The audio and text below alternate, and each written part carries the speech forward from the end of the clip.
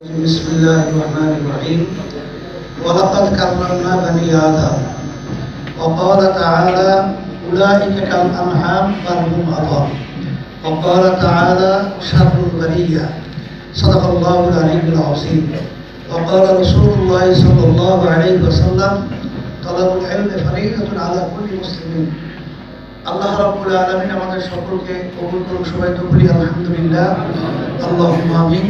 সবাই দুরূদ শরীফ পড়ি আল্লাহুম্মা সাল্লাল্লাহু আলাইহি ওয়া সাল্লাম। শুকরিয়া আদায় করছি আমার ভাতিজা আব্বাজান রহমাতুল্লাহ অত্যন্ত পরীক্ষা টুকরার মতো আগ্রহী। আব্বাজান তার পিছনে আপনার তারাবির নামাজ সে হাফেজ হিসেবে পড়াতেন, আব্বাজান পিছনে নামাজ পড়তেন, এখন আমাদের চোখে ভাসতেছে। মাবরুকুল্লাহ আমরা পরিচয় দিই তার আব্বা আমাদের মেজো ভাই মুসাফির বিল্লাহ মাদানী। আসলে মূল মাদানী হলো মাবরুকুল্লাহ মাদানী, কারণ মাবরুকুল্লাহ কিন্তু মদিনা শরীফ জন্মগ্রহণ করছে। আল্লাহ শুকরিয়া। যাই হোক, মাবরুকুল্লাহ আজকে নিউজিল্যান্ডে আপনারা জানেন এমন একটা বিষয় তিনি ডক্টরেট করেছেন। আলহামদুলিল্লাহ, এটা কিন্তু বিগত আমাদের দেশে কিন্তু অর্থনীতির উপরে ইসলামী অর্থনীতি এবং প্রচলিত সুদভিত্তিক যে অর্থনীতি, এটা কিন্তু অনেকেই আমরা এখন পর্যন্ত মুসলমান সন্তানরাও এই দুইটা পার্থক্য না করার কারণে আমরা অনেকেই কিন্তু সুদভিত্তিক অর্থনীতির দিকে ঢুকে যাচ্ছি।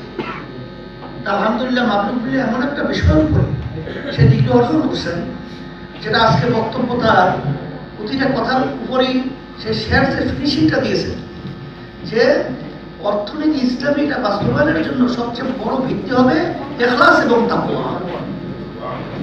এর চেয়ে বড় আর গুণ থাকতে পারে না, আর এর চেয়ে বড় একটা বিষয় থাকতে পারে না। এই জন্য বিশেষ করে আমরা আজকে জামিয়ার যেহেতু আজকে শাখাটা বন্ধ, আসাতে যে কেরাম সহ আমার ভাইয়া খালাতু ভাই সেও আসছেন, সে কর্ণের অবসরপ্রাপ্ত আপনারা জানেন। আরও উল্লেখযোগ্য আমাদের অন্য আত্মীয় স্বজনরা দায়িত্বশীল ওখানে আসছেন, আমাদের আসছেন। তার মোটামুটি কথা হলো এতটুকুই যে আমরা বিশেষ করে দোয়া করব আল্লাহ যেন এদের মাধ্যমে ইসলামকে ব্যক্তি পর্যায় পর্যন্ত বুঝাবা এবং ইসলামী নীতি আদর্শটা বাস্তবায়নের তৌফিক দান করে। আর সাথে সাথে আমার আব্বাজানের সেই কথাটা আজকে আমার মনে পড়ে গেছে। আব্বাজান এক বক্তব্য বলছিলেন যে ইসলাম কি জিনিস এটা মানুষকে বোঝাতেও পারলাম না, দেখাতেও পারলাম না। এই দুঃখটা আমাদের ভিতরেই রয়ে গেল এবং এই দুঃখ নিয়ে আজকে আমাদের পাশে তার পাশে আল্লাহ খুশি হয়ে আছে। তার যে একটা বড় আশা, তার যে একটা ত্যাগ, তিনি চেয়েছিলেন যে আজকে বাংলাদেশ সরকার প্রায় 92% মুসলমান, কিন্তু সেই দেশের ভিতরে আমাদের খ্রিস্টানদের কালচার এবং বিজেপিরা আজকে শোষণ করে মুসলমানদের সব ধ্বংস করে যাচ্ছে। এটাকে কিভাবে থেকে উত্তীর্ণ হওয়া যায়, এই জন্য আপনাদের রহমতুল্লাহ আলাই এই ইসলামী নীতি আদর্শটা বাস্তবায়নের জন্য তিনি রাষ্ট্রীয় পর্যায়ে কিন্তু শেষ পর্যন্ত তিনি কিন্তু চেষ্টা করে গেছিলেন। যখন আব্বাজান নিজে উঠে হাঁটতে পারেন না, তখন আমাদের রামপুর বাড়িতে যখন একটা আমাদের মিটিং ছিল, সেখানে দায়িত্বশীল গেছিল তার সঙ্গে দেখা করার জন্য।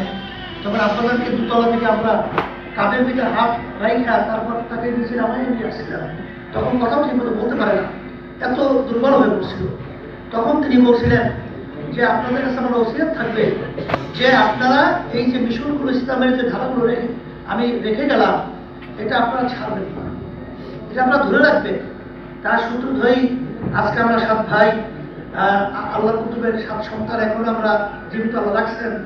আপনারা জানেন যে আব্বাজান মাহফিলে শেষ দিকে স্টেজের পিছনে আমার 7 ভাইকে দাঁড় করেই বলছিলেন যে আমি আমার ছেলেদেরকে ইসলামের খাদেম হিসাবে আমি বানাবার চেষ্টা করছি, বাহ্যিক আমলগুলো ইসলামের উপরে আমি তৈরি করার চেষ্টা করেছি। ভিতরের অবস্থান আল্লাহ বলে আমি আমার চেষ্টা আমি করেছি। তার সূত্র ধরেই আজকে যদি দিনদারিত্ব আমাদের ভিতরে না থাকতো, আজকে ইতিহাস করে দেখেন যে আজকে ভাই ভাইদের ভিতরে যদি এই সম্পর্ক না থাকতো, এত বড় মিশন পরিচালনা কিন্তু অত্যন্ত যেটা একটা মানুষ বলবে যে একটা অসম্ভব কথা। এই অসম্ভব ব্যাপারটা আল্লাহ আজকে সম্ভব করে দিচ্ছে। এর মূল হলো ইসলামের কি আদর্শের কারণে। ইসলাম এমন এক জিনিস যার ইসলাম শব্দ শান্তি। আল্লাহ রাব্বুল আলামিন মাহফুজ বিল্লাহকে আল্লাহ দুনিয়াতে এবং আখেরাতে উচ্চ সম্মানের ব্যবস্থা আল্লাহ করুক, দোয়া করি। এবং আল্লাহর চেতনা এবং ওর মাধ্যমে উদ্বুদ্ধ হয়ে আমরাও যেন সেভাবে সচেতন হয়ে ইসলাম সম্পর্কে ভালোভাবে জেনে মানুষকে নিজে উপকৃত এবং ব্যক্তি পর্যায়ের মতো সমাজ রাষ্ট্রকে উপকৃত ইসলামের আলোকে করতে পারি। আল্লাহ আমাদের সকলকে তৌফিক দান করুক। আর